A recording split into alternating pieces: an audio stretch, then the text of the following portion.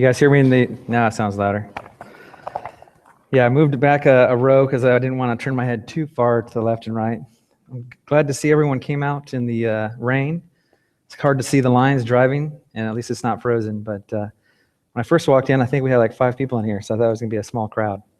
But so thank you for coming. Tonight, Jeff is resting as part of our plan to heal him. He can only do so much per day, so we're happy to have him here this morning.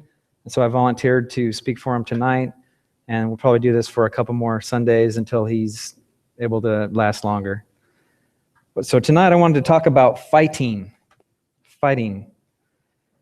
It's in our nature to fight. We fight with each other as brothers and sisters when we're kids. We fight at school when we're being bullied. You know, if you get picked on, you beat up that bully. Not that I know that from experience, but I was a short guy, got beat up a lot. Eventually, you fight for a girl's honor, right? Some of us, maybe. We grow up and we end up going to war, fighting for our country, possibly. So fighting, it seems to be inevitable. It's a terrible thing, but it's essentially inevitable is what it appears to be. So in Matthew 24:6, it says, "You will be hearing of wars and rumors of wars. See that you are not frightened, for those things must take place. But that is not yet the end." So it says wars, and a lot of Bible scholars think that this is Jesus telling us about the fall of Jerusalem in about 70 AD, which happened.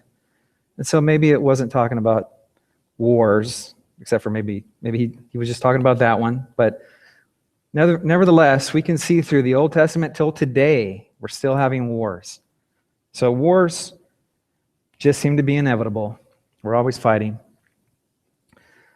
General Sherman, a Civil War general, once said, I wasn't there, but Bill, what was General Sherman like? Tell me later. So he once said, "You don't know the horrible aspects of war. I've been through 2 wars and I know. I've seen cities and homes in ashes. I've seen thousands of men lying on the ground, their dead faces looking up at the skies. I tell you, war is hell." So I can understand, I think we could all understand Sherman's feelings here, that it's a terrible thing, but I wouldn't say it's hell. A better way to say it would be it's hellish. Because I think we can determine from the scriptures that nothing is worse than hell. Now, some aspects of war are never right? There's going to be some atrocities, maybe some innocent men and women, children are possibly harmed, and that's unfortunate. But nevertheless, there's always going to be some kind of fighting going on, causing us to be at war with each other. But we should remember to thank those veterans for going to fight on our behalf.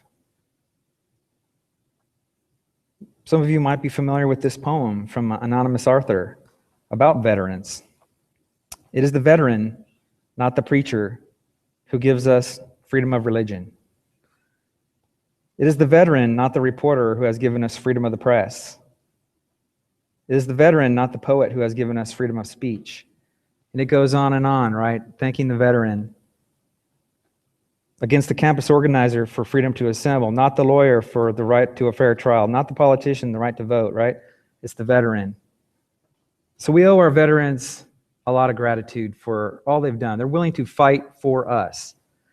And now I'm not trying to make this a Veterans Day speech because, it's not Veterans Day, but it leads into my topic. But what about the veterans of the faith of Christianity? Something we all of us here are and need to be. And so I want to give you 3 things that we can all do as veterans of the faith. 1, we can obey the commander. 2, we can engage the enemy. And 3, we can fight to the end. So first I want to talk about obeying the commander. So there's a little story of an Air Force major. He's a little arrogant, just got promoted, got a new office. He's in his office, checking it out, proud of himself. Look at this great office I got. Gets a knock at the door. It's a young airman trying to come in, so he quickly grabs the phone to look important. Tells the guy to come in. He's like, "Yes, sir. Yes, General. Get right on that. I'll tell the president this afternoon. Thank you." He's sounding important. Hangs up, and he bites the airman's head off. "What do you want?" Trying to be important, right? And the airman says, "I'm just here to hook up the phone." So some people have authority, right? And some people just want to have authority or appear to have authority, right? Our president of the United States has authority, right? Now, we may not agree with everything he says or does, but he has authority. As a military member, I've sworn an oath to uphold and defend the Constitution of the United States, which gives him that authority. But as a Christian, I should pray for him, and I do. And I would encourage all of you to pray for the president and our leadership to do the right thing. In 2 Timothy 2, 3-4, "Suffer hardship with me as a good soldier of Christ Jesus. No soldier in active service entangles himself in the affairs of everyday life, so that he may please the one who enlisted him as a soldier." So our ultimate commander-in-chief is Jesus Christ. Ephesians 1:22, "And he put all things in subjection under his feet, and gave him as head over all things to the church." Christ is the head of the body, the church, us, right? So we need to listen to him, obey the commander. There's a story of a young seaman, joined the Navy recruit. He asked his commanding officer, "Can I have a pass this weekend so I can go to a wedding?" So the commanding officer gives him the pass and says, "Yes, here's your pass, but make sure you're back by Sunday at 7 p.m. He says, "You don't understand, sir. I'm in the wedding. I need this pass for a wedding. I'm in the wedding." He says, "You don't understand. You're in the Navy." So we got to remember who's in charge, who's the commander. Jesus is the commander, and as he said in Luke 6:46, "Why do you call me Lord, Lord? Why do you call me Lord, Lord, and do not do what I say?" What else is there to say? He's saying it right there. Just do what he says. So we talked about obeying the commander. Now we're going to talk about engaging the enemy. I'll start off with a story about an 18-year-old who stole a police car in Seattle. And eventually they spot the car and they give chase. And the car that's given chase, this actually happened in Seattle apparently, gets stopped at an intersection because of traffic. He's trying to be safe in this chase and loses sight of the car he's pursuing. In the meantime, while he's waiting, another police car comes in behind him, sees that car, and thinks it's the car, so they ram it. In the meantime, the car that gets rammed thinks it's the other car ramming him, so now there's a shootout, right? They start shooting each other. Between the two cars, they exchanged about 20 rounds. Luckily, no one was hit, so I guess they're not good shots. But the point is, they were shooting at each other. They did not realize it was the guy they were after. And so I think we see that sometimes in the church, that we tend to be shooting at each other. We're not engaging the enemy. I've been in many churches through my years, traveling with the military, and you see this everywhere. I've seen it here, and I've probably done it myself. But we need to know who is the enemy. The enemy is Satan.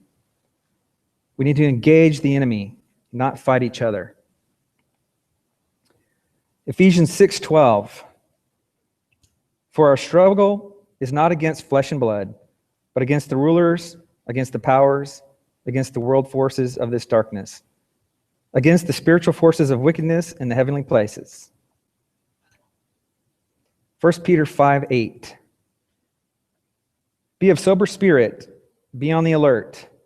Your adversary, the devil," say again, "your adversary, the devil, prowls around like a roaring lion, seeking someone to devour."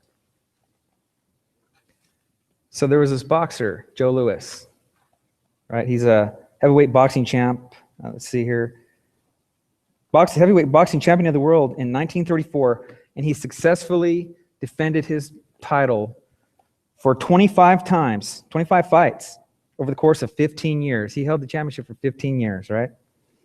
So this famous sports voice at the time, Bill Stern, says he asked Joe how he was able to knock out his opponent so quickly in almost every fight. And he answered, 2 things. First, I study my opponent until I know him better than he knows himself. And second, I have a plan of attack. What is our spiritual plan of attack? We need to have a plan of attack. The enemy is out there. Satan is out there. Other forces are out there. I think you've seen the news. There's plenty of things that can harm us. We need to have a plan of attack. There was a man that used to pray every night at the Wednesday night Bible class. Closing prayer, he would always say a prayer, and he would always end his prayer, Lord, please remove the cobwebs from my life. And of course, he always ended this way. And finally, another man in the class, he was fed up, couldn't take it anymore. And when he was closing prayer one night, he just stood up and interrupted and said, don't do it, Lord. Kill the spider. Kill the spider. We need to have a plan. We don't want to kill the symptoms of the plan. We want to kill the enemy. We want to attack the enemy, the spider in this case, but the real enemy, Satan. We need to focus on the root cause of these problems and not just clear the cobwebs. We all have cobwebs in our lives, but what is our best plan to lead a better life, to have that plan? What are we going to arm ourselves with? We want to arm ourselves with the big guns. Prayer, Bible study, fellowship, serving, giving. Those are the big guns that prepare us to engage the enemy. And again, I'll read 1 Peter 5:8, and this time I'll add 9. Be self-controlled and alert. The enemy, the devil, prowls around like a roaring lion looking for someone to devour. Resist him. Standing firm in the faith. There it is. Stand firm in the faith. That's how you have a plan. Because you know that your brothers throughout the world are undergoing the same kind of sufferings. We fight the enemy by doing the faith stuff, right? We do that. We stand firm in our faith throughout the day, not just today. So I've talked about obeying the commander and engaging the enemy. But now we're going to talk about fighting to the end. Matthew 10:22. Will you be hated by all because of my name? But it is the one who has endured to the end who will be saved. Endured to the end. Fighting to the end. And again in Matthew 24:12-14. Because lawlessness is increased, most people's love will grow cold. But the one who endures to the end, he will be saved. This gospel of the kingdom shall be preached in the whole world as a testimony to all the nations, and then the end will come. We need to fight to the end. A friend of mine I work with, son just came back from boot camp. He joined the military, and it was an eye-opening experience for him. He came back and he basically said, it's 24/7, Dad. It's 24/7. It's not 9 to 5. And that's the same here. We're Christians 24/7. We fight to the end. You don't just come and put your Christian hat on Sunday. You go out into the world Monday through Saturday. It's 24/7. Fight to the end. Got another boxing illustration for you. I'm not a boxing fan really, but I felt it fit for fighting, right? Gentleman Jim Corbett, who held the heavyweight boxing title for 5 years at the end of the 19th century. I'll talk to you about that too, Bill, later. But end of the 19th century. Picking on Bill tonight. Got to pick on someone. He talked about holding that for 5 years. He said, fight one more round. When your feet are so tired that you have to shuffle back to the center of the ring, fight one more round. When your arms are so tired that you can hardly lift your hands to guard yourself, fight one more round. When your nose is bleeding and your eyes are black and you are so tired that you wish your opponent would crack you on the jaw and put you to sleep, fight one more round. Remembering that the man who fights one more round is never whipped. I like that. Fight one more round. We can fight together, but we're going to fight one more round. How else are we going to achieve victory? Another quote here for you. At the deliverance of Dunkirk, Churchill rallied Britain with his most memorable speech. He said, "We shall fight on the beaches. We shall fight on the landing grounds. We shall fight in the fields and in the street. We shall fight in the hills. We shall never surrender." And then in 2 Timothy 4:7, "I have fought the good fight." What's he doing? He's fighting the good fight. "And I have finished the course. I have kept the faith." You see faith there? It's part of our plan. Have we fought the good fight? Will we? Will we fight till the end, till our dying days? I'll conclude with this. A quote from John Stuart Mill, philosopher from London, England. He died in 1873, and he said, "War is an ugly thing, but not the ugliest of things. The decayed and degraded state of moral and patriotic feeling is much worse. The person who has nothing for which he is willing to fight is a miserable creature." And I think we can all agree we have something worth fighting for. To fight one more round, to fight another day, to fight to the end. God bless you veterans of the Christian faith. If you would like to accept Jesus into your life, if you haven't already done so, the water's ready. Are you willing to obey the commander, engage the enemy, and fight the good fight? Time is now.